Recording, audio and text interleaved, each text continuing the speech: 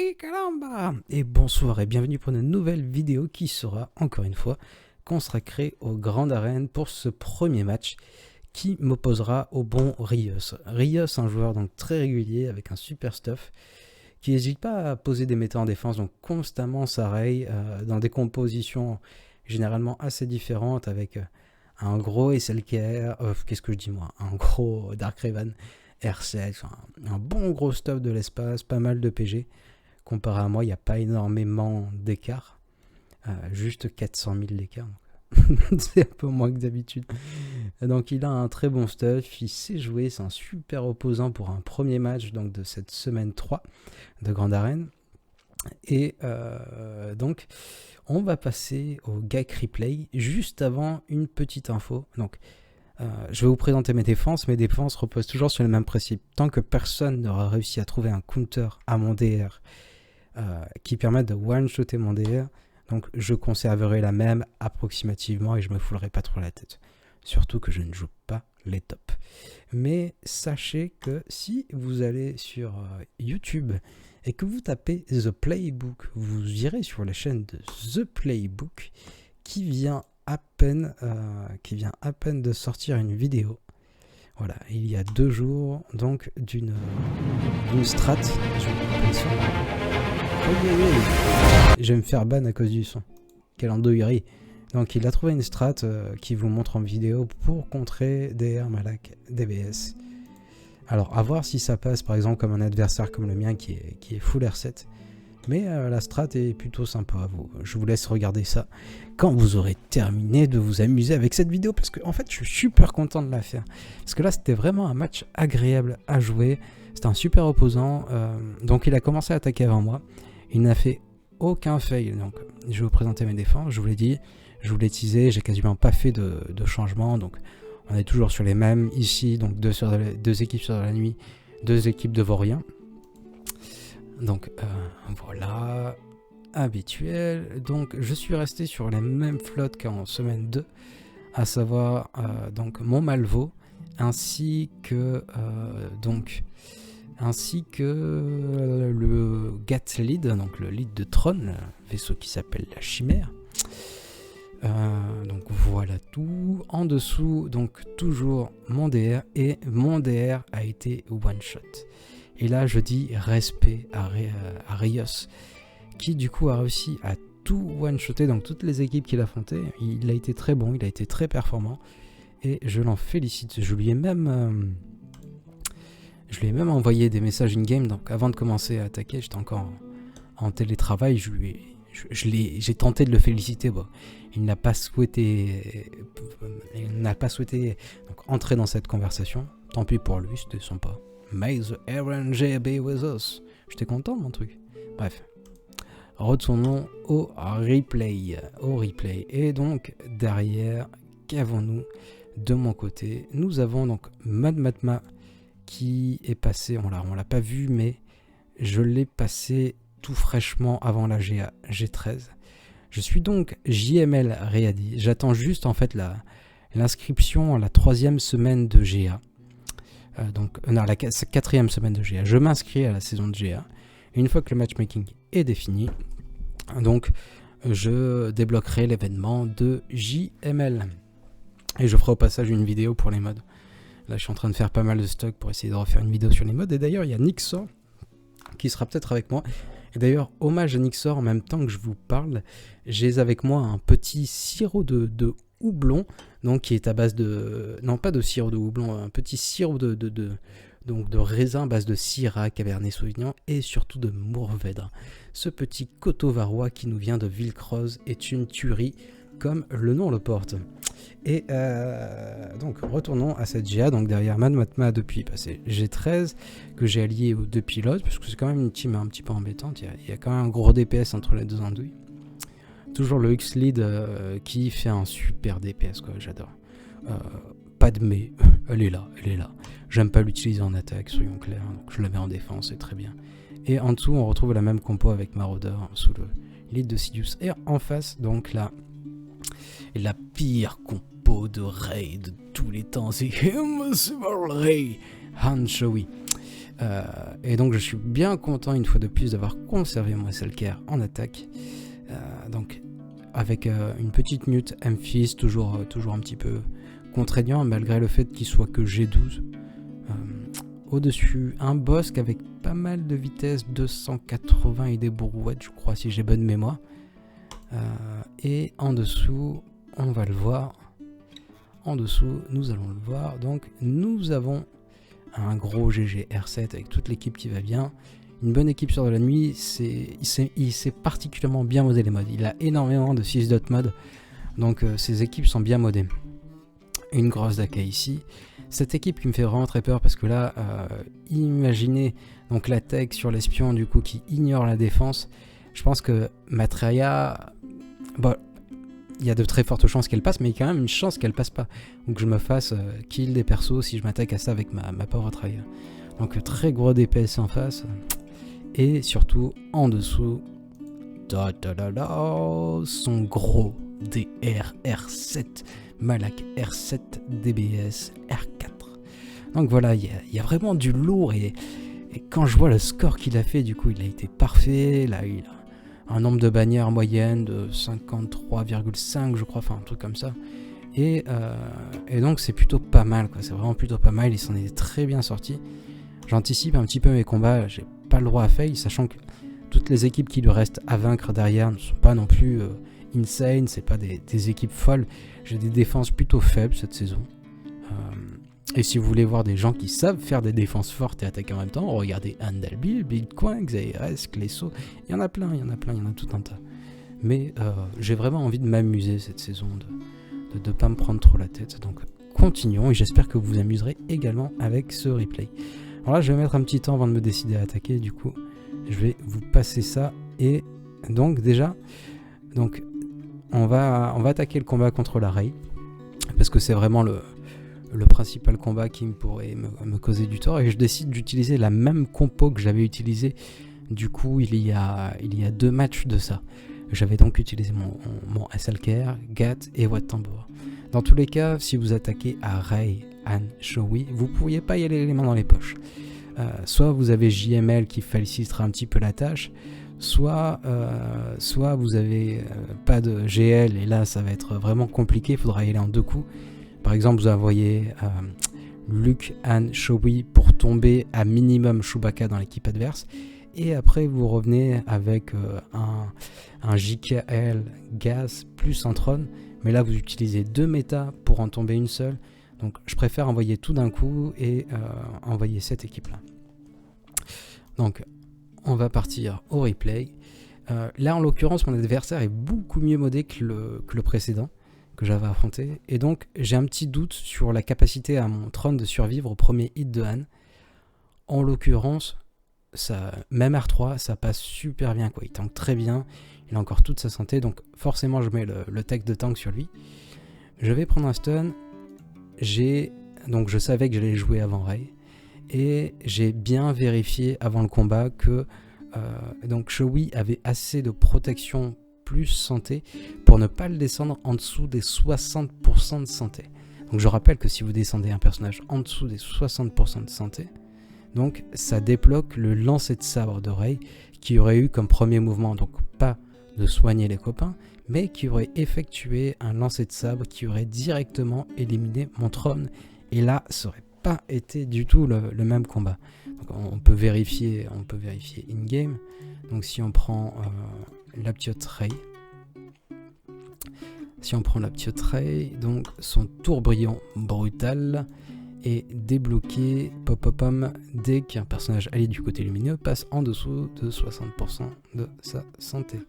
Là en l'occurrence mon adversaire avait, alors je crois que c'est la croix qui était en protection, ce qui donnait alors on va retourner sur son stuff.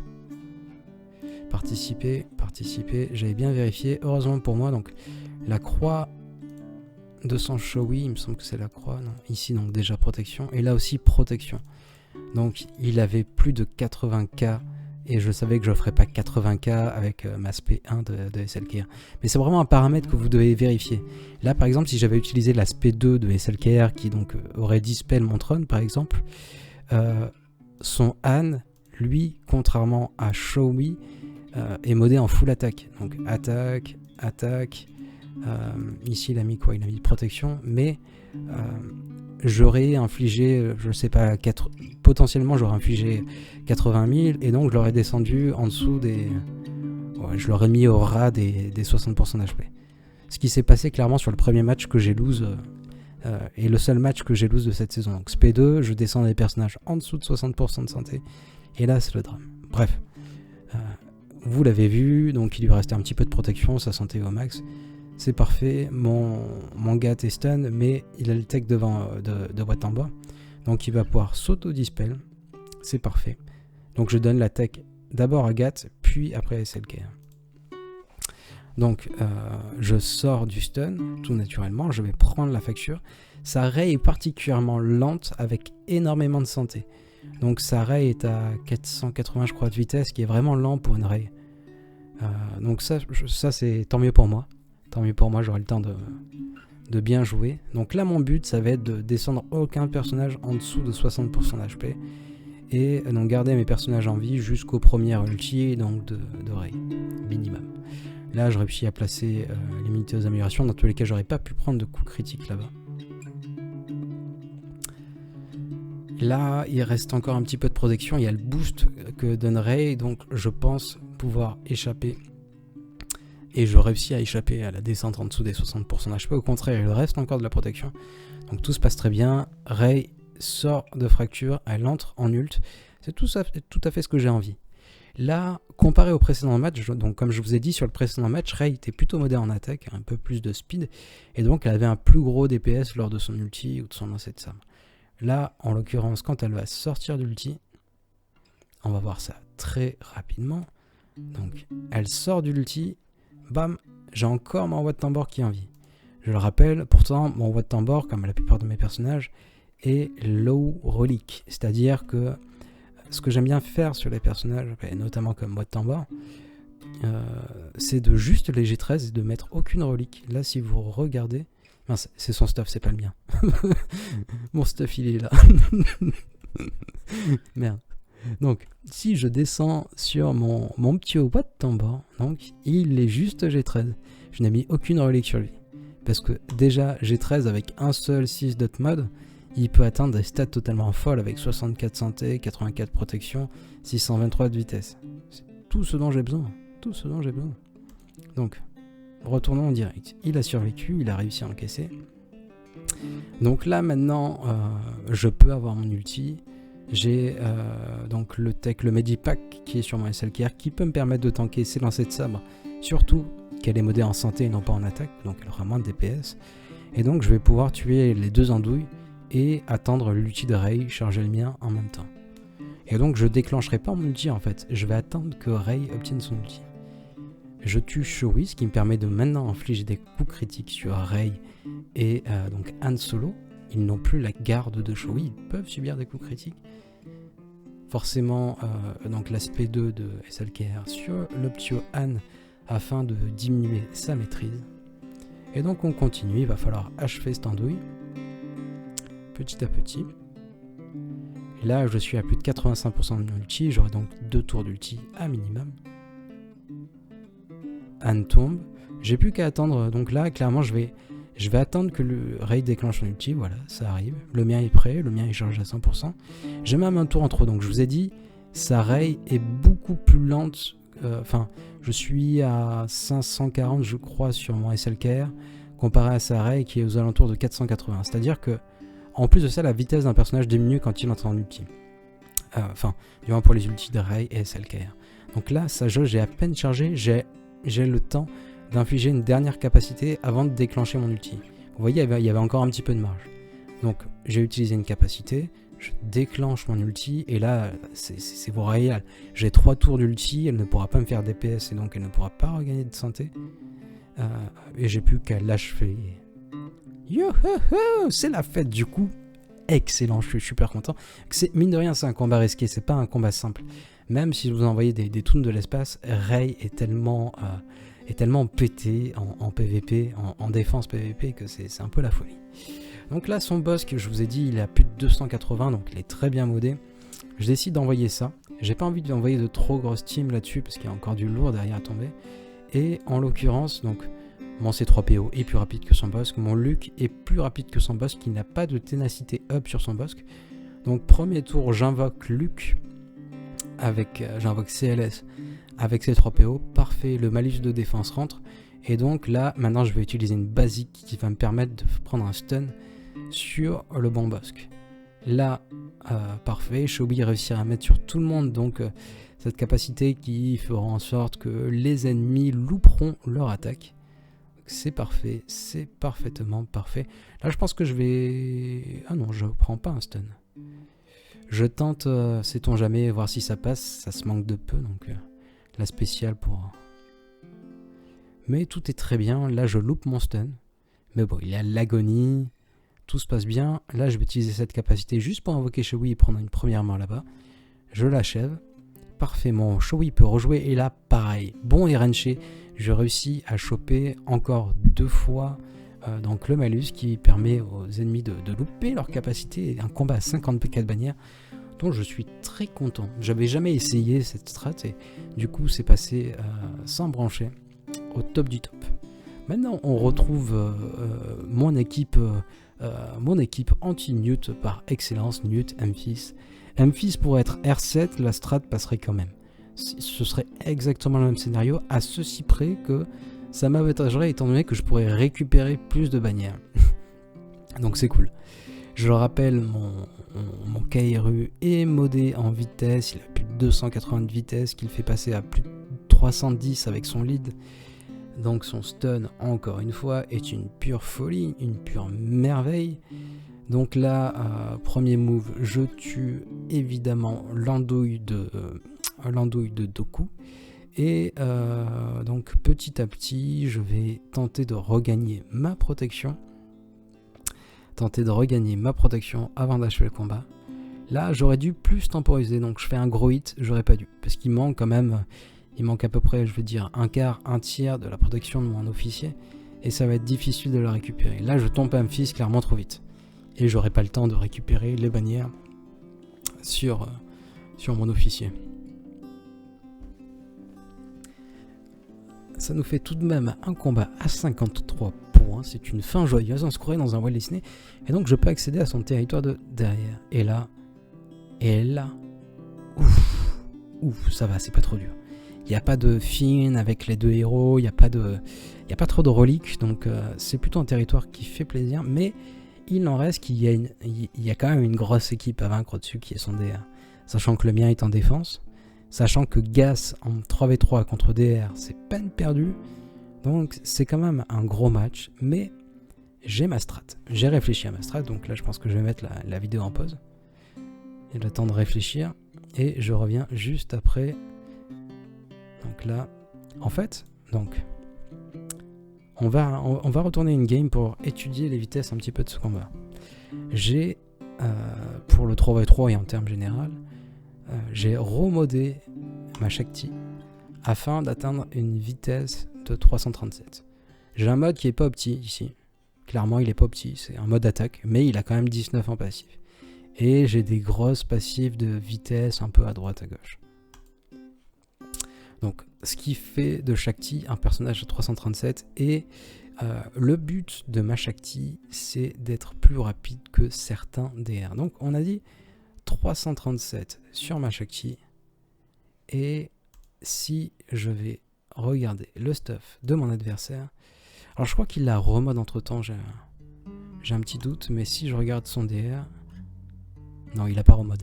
Son DR est à 332 de vitesse. C'est-à-dire qu'il est plus lent que ma Shakti.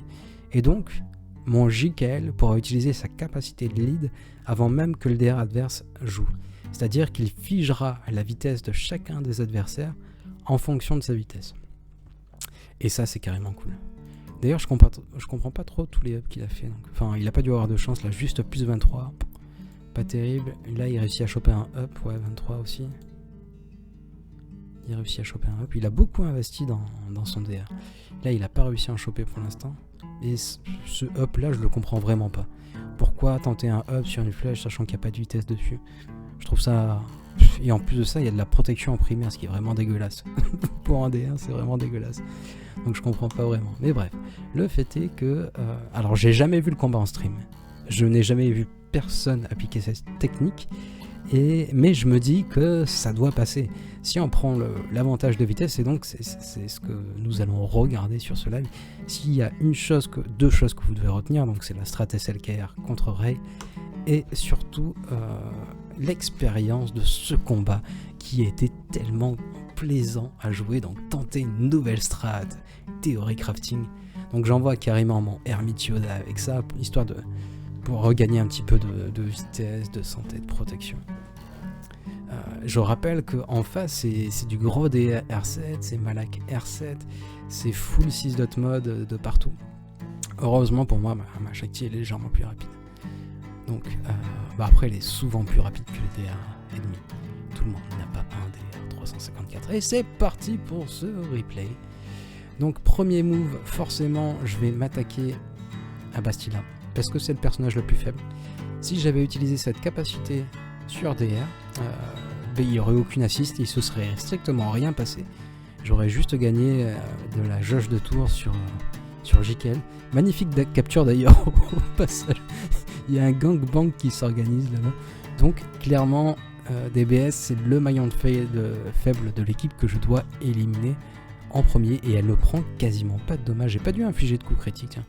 On va regarder ça au ralenti. Enfin pas au ralenti mais... Non, pourtant c'était des coups critiques, mais ça tape comme une fiotte. Donc là, je vais décider... si je prends un stun, ça sert à rien. Le stun ne sert strictement à rien, étant donné que sur les passives de DR, donc il supprime les ability blocks et il supprime les stuns pour les transformer donc en férocité qui va booster les potes. Donc surtout pas de stun. Surtout pas de stun. Là, il reste quand même pas mal de santé là-bas. Je vais décider d'envoyer un plus gros DPS. Donc, je vais invoquer Shakti. Et là, pow, ça tombe. Tour 1, c'est tombé. Parfait. Je loupe mon attaque. Pas grave. Pas grave. Là, que vais-je donc faire? Je vais dispel, commencer à descendre la protection. Là, gros moment de panique. Je suis passé dans le rouge. Il y a donc la peur qui s'est instaurée. Du coup, sur mon JKL. Heureusement, c'est le tour de l'ermite. Et que vais-je donc faire avec l'ermite? Je pense que je vais tout naturellement soigner. Parfait, voilà. Survivre avant de penser au DPS. JKL a déjà largement assez de DPS. Donc là, j'ai beau avoir la marque de mort, ça tank quand même plutôt pas mal, quoi. Ça tank quand même plutôt pas mal. Ça survit à un drain de Malak, plus l'attaque de DR. Donc là, je sais très bien qu'il n'y aura pas d'assistance en utilisant cette capacité, mais donc ça va lui donner un bonus de défense. Et le but, c'est vraiment que JKL survive. C'est pour ça qu'avec Shakti, non plus, je n'attaque pas. Je regagne de la protection et de la santé. Et là, bam, c'est reparti comme en 40. Elle est quasiment full HP, quasiment full protection.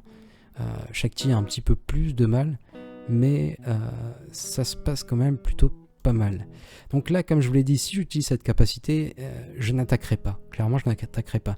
Mais par contre, cette capacité, on va le voir... Si je décide de l'utiliser, je vais prendre un petit temps avant de l'utiliser, je pense. Je vais hésiter, est-ce que j'attaque, est-ce que j'attaque pas, comme une andouille. Et forcément, c'est la première fois que je tente ce combat. Je ne suis pas habitué. Mais regardez, si j'utilise cette capacité, je vais dissiper tous les affaiblissements. Invoquer les alliés, ça ne se passera pas, étant donné que DR est la cible. Et que c'est DR qu'il faut tomber en premier avant Malak. Mais par contre, je vais dissiper les affaiblissements et je vais regagner... Je vais regagner de la santé, 25% de santé, 25% de protection, ce qui est plutôt énorme. Et donc ça, c'est cool. Et Luke donc, va rejouer directement après. Donc, je le fais. Et là, c'est parfait. Je suis quasiment full protection. Je suis de retour full protection, full santé. Bam! Un petit OS sur le DR R7. Malak qui ne fait quasiment rien. Là, je vais décider de dispel. J'ai tout intérêt à temporiser. Donc, je sais que JKL peut tomber très facilement en Malak. Donc, je décide de temporiser, histoire d'essayer de me soigner. Bon, en l'occurrence, petit manque de bol, je prends cher juste après. Mais ça va bien se passer. Donc, je décide de heal vraiment, plutôt heal. Là, je peux prendre un stun d'ailleurs. DR est mort, je peux prendre un stun et le stun reste. contrairement à si DR était en vie. Continuons. Donc je décide de me soigner plus qu'autre chose, et je termine ce combat à 53 points, et je trouve ça carrément insane, quoi. Face à un gros DR R7, relativement bien modé quand même, un DR pas piqué des hannetons avec toute l'équipe qui va bien, et là, mais c'est cool, quoi. C'est trop cool. Bon, il faut pas oublier que l'adversaire a été super performant, qu'il a réussi à maxer ses bannières, qu'il a fait un full one shot. Donc là, qu'est-ce que je vais faire? Je pense que je vais faire une pause encore. Je vais peut-être tomber son GG d'abord. Avançons dans le replay. Donc, bon, je m'attaque à son GG. Et toujours le même move. Là, un B2 qui est R4. Sachant que moi, je suis R3, R4, R3. Je ne pourrais pas tomber son B2 si je ne tombe pas d'abord son B1. Hormis si son B1 n'avait aucune vitesse, je ne pourrais pas le tomber parce qu'il sera constamment soigné par B1. Donc toujours le même move, je vais décider de plutôt m'attaquer à B1 en premier afin d'éviter les regains de protection, les regains de santé sur les copains. Là, j'en ai qu'un seul qui est limité aux améliorations, donc je peux appliquer ce buff. Et je vais clairement focus, centrer mon DPS entièrement sur B1. Comme d'habitude. Il a beau avoir plus de reliques que moi en face, ça reste une stratégie assez safe. Même si vous êtes dans le rouge, Jolly est tellement efficace. J'entendais quelqu'un qui dire que Jolly était nul. Non, je suis pas d'accord avec ça. Jolly permet quand même des moves assez fous. Vous vous retrouvez avec plein de personnages en moins. Il va vous ramener tout le monde à la vie. Moi, je suis quand même bien content de l'avoir up au niveau R3. Je lui ai même mis certains modes qui sont pas déconnants. Je vais pas hésiter à lui mettre de bons modes parce que j'aime bien ce perso et qui m'a sauvé la vie un paquet de fois. Donc là, qu'est-ce qui va se passer? Je vais invoquer Revan pour qu'il gagne un petit peu de TM. Maintenant que B1 est tombé, je vais m'attaquer à B2. Mon Yoda est à l'article de la mort, il est à l'agonie. Mais le sauveur de Revan n'a pas encore été déclenché. Donc j'ai pas vraiment peur de sa mort. Et dans tous les cas, Jolly est full santé.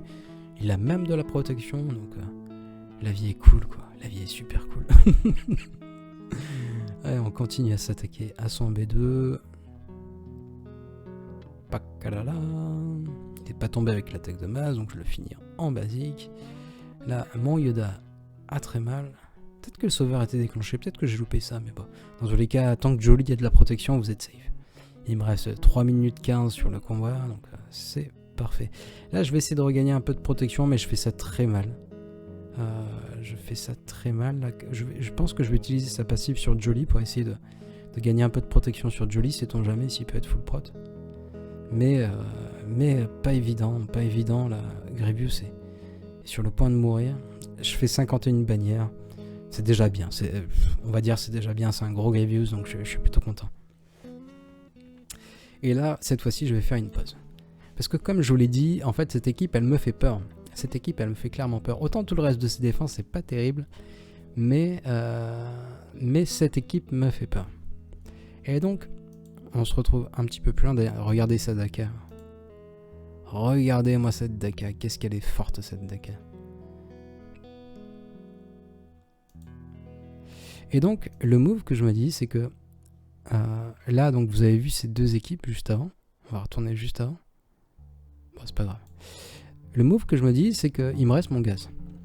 Si j'envoie mon Trium contre... On va retourner en arrière quand même. Si j'envoie mon Trium contre cette équipe-là, je peux potentiellement me prendre des kills et potentiellement perdre le match.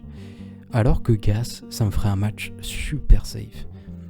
On serait tenté peut-être d'utiliser plutôt Gas sur les Sœurs de la Nuit, histoire d'éviter les régénérations, mais au final, si j'envoie donc mon Triumvirat ici, je ferai 51 points, au grand maximum 52 points, mais pareil, j'éviterai les réanimations de Daka. À ça, je n'ai pas assez haute en relique pour me faire peur avec son DPS, sachant qu'il y a quand même pas mal de regains de santé dans l'équipe. Et donc le move que je vais tenter, c'est plutôt d'envoyer mon Gas ici, et d'envoyer mon Trium là. Et donc j'envoie carrément la grosse Gas, hein. On va essayer de tenter du coup les 53 bannières de perdre juste de la protection sur Gas.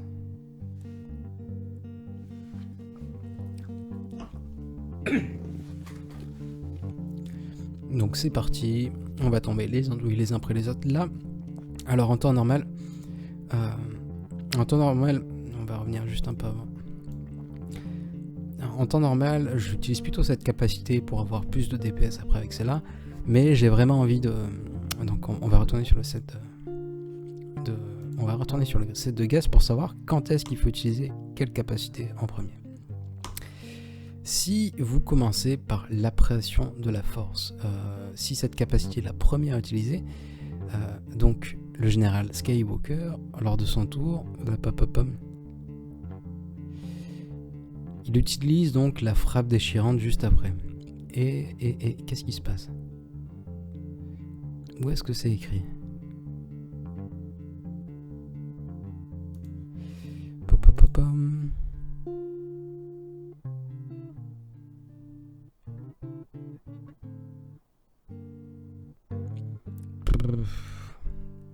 Andouillerie. Alors, où c'est passé?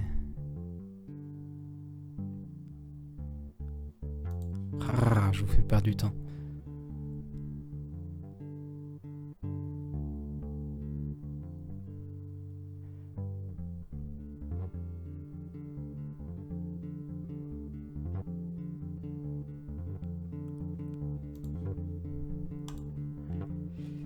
Eh bien, j'ai perdu où c'est passé. Bon, bref. Quand vous voulez faire plus de DPS à la cible, il vaut mieux commencer par la préhension de la force, et la cible principale prendra plus de dégâts après avec la frappe déchirante. Et si vous voulez plutôt pénaliser l'équipe en face, commencez par, enfin l'équipe en termes général, commencez par frappe déchirante, et ce qui fera la préhension de la force juste après. Mais je vois pas ce que je voulais vous dire, mince. Petit moment de stress, c'est un blanc sur la vidéo.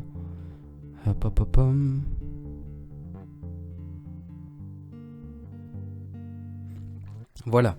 Si les ennemis souffrent de la confusion, donc si vous avez utilisé donc préhension de la force en premier, et donc ils ont eu la confusion, il y aura du coup cette attaque inflige 2 fois plus de dégâts. Donc la deuxième attaque, la frappe déchirante, quand elle sera appliquée, fera 2 fois plus de dégâts. Très important. Alors que si la cible a la destruction d'armure,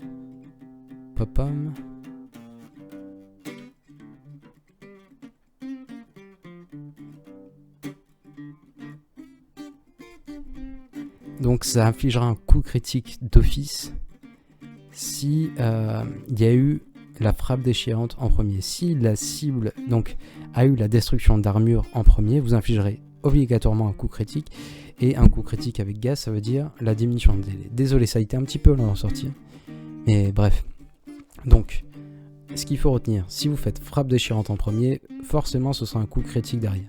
Hormis si elle est limitée au coup critique. Et donc, forcément, vous diminuerez les délais de l'équipe adverse. A contrario, si vous commencez par préhension de la force, dès lors de la frappe déchirante, elle infligera donc 2 fois plus de dégâts, ce qui n'est pas rien. Donc, c'est pas un choix anodin de choisir cette capacité-là en premier ou cette capacité-là en premier. Là, en l'occurrence, mon but, ça va pas être de faire un maximum de DPS, pas d'infliger 2 fois des dégâts, mais de vraiment réussir à poser le coup critique, histoire d'augmenter les délais de tout le monde. Je ne veux surtout pas que donc Wat Tambor puisse poser une nouvelle tech, ou que l'espion ait directement, qu'il ait directement sa super attaque qui fait un max de DPS. Donc je vais commencer par cette attaque là, et vous le voyez, coup critique de partout réussi. Parfait. Ça a été long à sortir.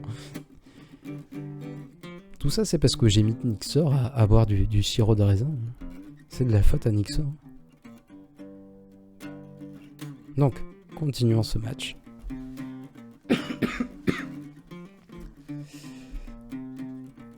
Et ce match se passe très bien, donc comme vous pouvez le voir, je ne peux pas m'attaquer à l'espion. Là, l'espion, au prochain coup, il a son super hit, et il peut faire très mal, mais ça tombe bien, la super capacité de gaz arrive, et je vais faire le même ordre d'enchaînement. Donc je veux infliger un coup critique à l'espion, et c'est ce que je fais.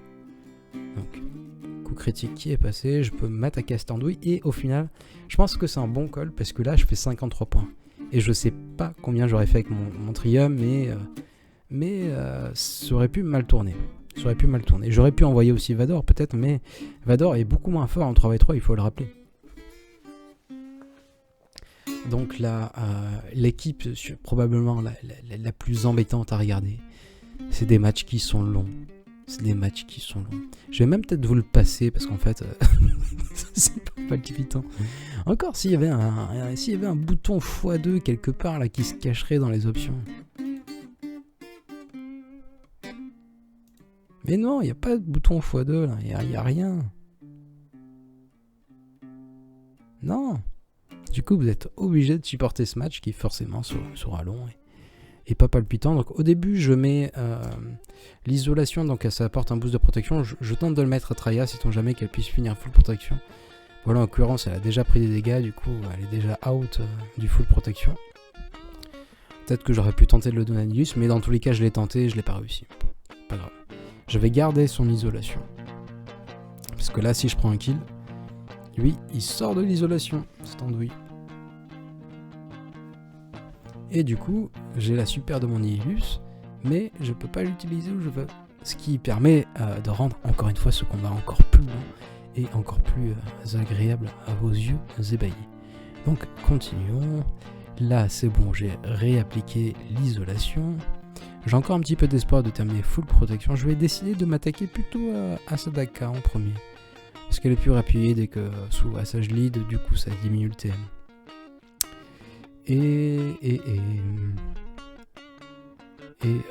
Donc ce match continue.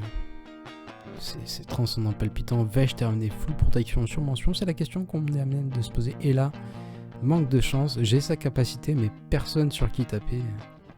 Quelle tristesse. Pour regagner de la protection. Le but c'est d'aller chercher la 52e bannière, mais je suis pas sûr d'y arriver. Et j'ai pas non plus envie de m'éterniser sur ce combat qui est soporifique à souhait. Donc je vais prendre l'isolation, je vais donner le bonus à Sion pour qu'il ait un petit boost de protection. La basique, pourquoi pas. Et là je ne sais pas en fait si mon Sion est considéré comme full protection, il lui manque juste un tout petit chouïa quoi. Un tout petit chouïa, du coup je me dis allez ça va passer, ils vont être sympas avec moi. Mais du coup je me refais toucher un mini shoot et ça me met hors du full de protection. C'est dommage parce que ça jouait vraiment un chouïa. Bref, c'est pas grave. J'aurais pu temporiser plus histoire de m'assurer vraiment du full protection. Mais j'ai quand même envie d'avancer sur ce combat qui m'oppose toujours à Rayus. Et donc c'est flotte. Derrière nous avons un Akbar, nous avons un Radius. Heureusement son Akbar, mon Akbar est R2. Mon Bix est également R2. Et mon Shoei est légèrement plus rapide. Anchovy son R7, chez lui c'est R6. Son Radius, il lui manque du coup... Son Radius, il lui manque 2 étoiles. Mais étant donné que j'ai perdu un fight au dernier match contre le Radius, je décide de plutôt envoyer... Donc là je vais prendre un petit temps avant de me décider. Je vais vous éviter tout ça. Mais je décide de plutôt envoyer mon ego contre son Radius, histoire de sécuriser le match. Parce que le Radius c'est une excellente flotte. Et donc on est parti. Juste je retire un petit renfort. Donc là juste avant je fais le calcul de mes points comparé au sien. Et j'ai un petit avantage. Malgré tous les points que j'ai perdus sur son GL, j'ai quand même un petit avantage. Il a dû perdre énormément de points, je pense que sur mon DR, il devait lui rester plus qu'un personnage à la fin. Je pense qu'il devait lui rester qu'un gars, une connerie comme ça. Donc je vire un renfort, je commence ce combat. Et c'est parti pour la suite. Nego vs Malvoyance. Donc vraiment un combat que j'ai jamais testé en fait. Je l'ai jamais testé. Là, je décide plutôt de partir là-bas et de conserver mes gros hits pour attaquer Anne. Donc je sais qu'il a pas mal de pouvoir d'esquive, toutes les capacités qui ne peuvent pas être esquivées, je vais essayer de les faire sur lui. C'est le gros DPS de l'équipe, il faut que je le tombe super vite, quoi. Il faut vraiment que je le tombe vite. Là, j'inflige pas de coups critiques, c'est dommage, mais il n'esquive pas mes capacités et c'est très bien. Donc là, les 2 V sont à l'agonie, mais le Radius étant tellement fort qu'ils vont réussir à me dispel le taunt. Et ils vont regagner un max de protection. Voilà. C'est tellement... C'est quand même pas mal le Radius quoi. J'aurais dû partir sur Ray mais 15 fois si j'avais encore le choix à faire. Donc il y a un gros DPS au niveau de Pau, c'est quand même le plus gros DPS entre les deux. Je décide de plutôt m'attaquer à Pau, et là, son boss K4 qui arrive en jeu. Quelle tristesse. Mais quelle tristesse. Heureusement, j'ai réussi à regagner un petit peu de protection sur, donc comme vous le voyez, sur mon état.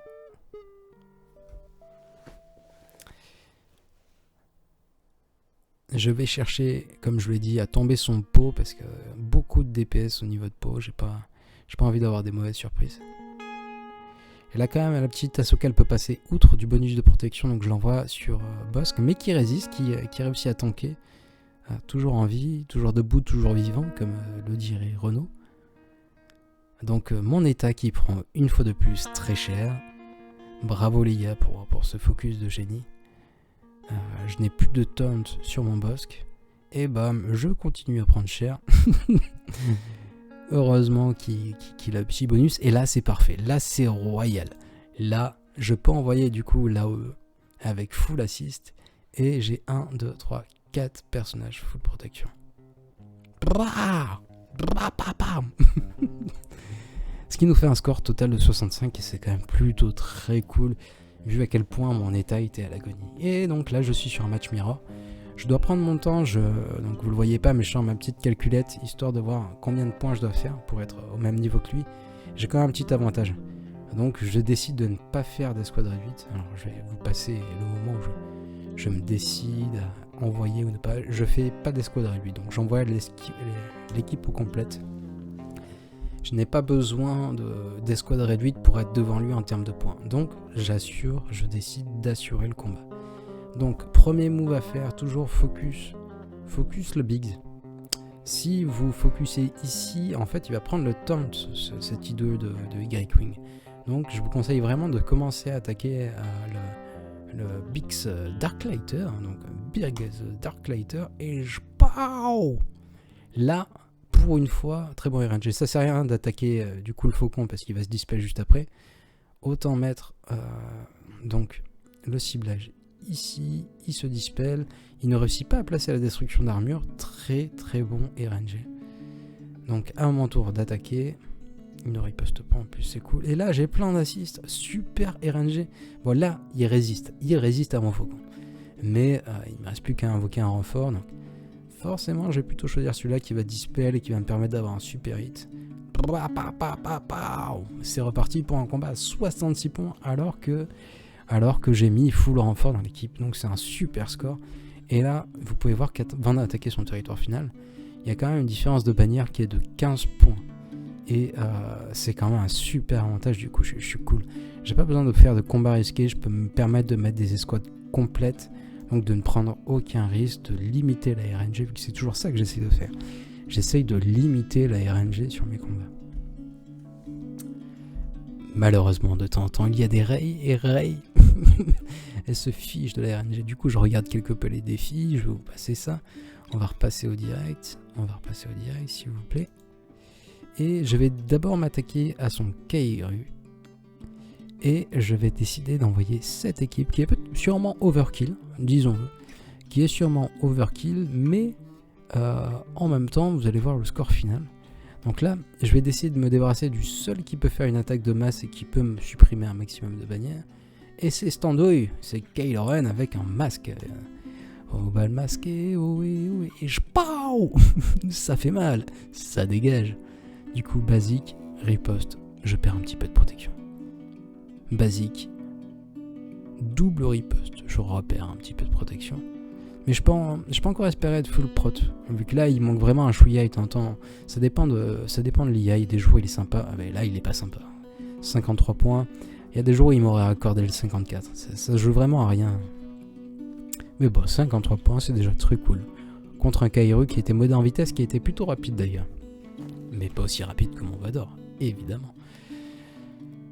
Continuons. Du coup là je pense que je vais peut-être encore prendre un petit peu de temps, ou est-ce que je vais me décider à attaquer directement. Donc son équipe avec L337 est particulièrement lente, je crois 130 de vitesse et aucun up en ténacité. Donc un mauvais L337. Très mauvais, ce qui me permet d'en prendre le contrôle pour m'attaquer directement à Vandor. Afin d'éviter les ripostes, je me camoufle je pars maintenant sur Vendor. Vendor qui est à l'agonie. Et c'est parti pour la brûlure qui est dispel par L337. Et là, je vais attaquer en basique, tout simplement, pour terminer cette andouille. Je ne m'attaque pas à L337, sinon elle pourrait sortir de tous les malus que je lui ai mis. Et je décide plutôt de m'attaquer à Kira, qui mourra toute seule comme une grande, grâce à la brûlure de R2D2. Et donc là, j'ai pas encore été attaqué par... Ah si, il y a une attaque, mais que j'ai esquivé.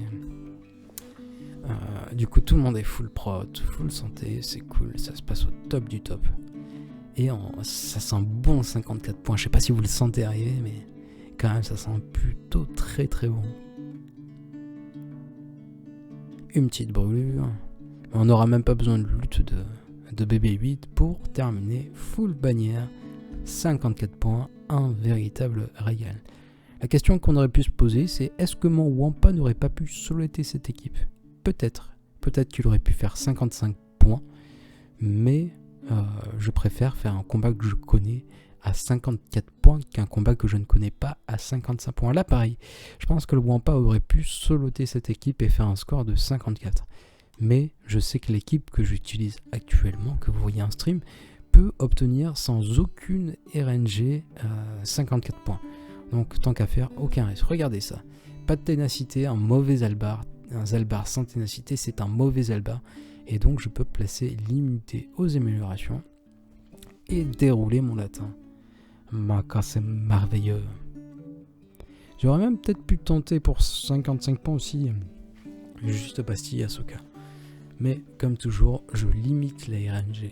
Je fais des combats safe parce que c'est ce qui marche bien. C'est ce qui marche bien. Enfin, on va faire un petit point d'arrêt. Si je retourne sur BlueStack.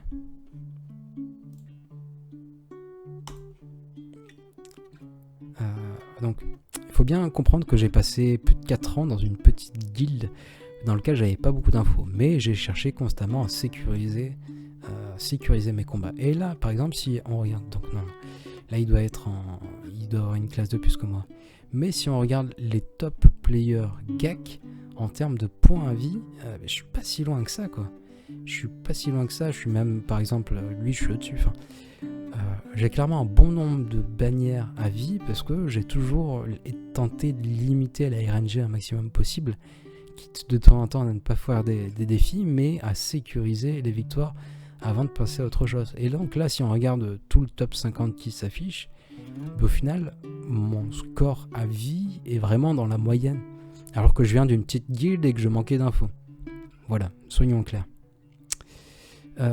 Voilà, retournons au direct, limiter la RNG, toujours ma strat, et ça fonctionne plutôt bien.